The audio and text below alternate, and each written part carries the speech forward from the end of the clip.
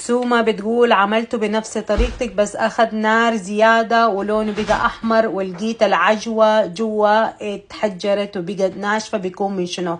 طيب انتي شكلك ما يعني طبقت الوصفة زي ما هي. انا قلت اول ما ياخد اللون الاحمر تطلعوه من الفرن. بالنسبة لي انا في الفيديو يا سوما استعملت تمر المجدول، وشوفي هو من الاول يعني شوفي انضم ده يعني طلع منه النوى طري جدا. اوكي، وبحتذر يعني يا جماعه، شوفوا للاسف الاربع اصابع اتقطعوا معايا، فعش كده مركبه اللصاق، فما في حد يقرف مني في الحته دي.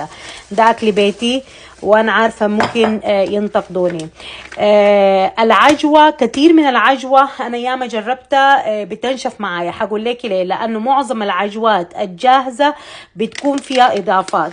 الوحيده الشركه اللي انا ممكن اقول لك تستعمليها هي شركه وده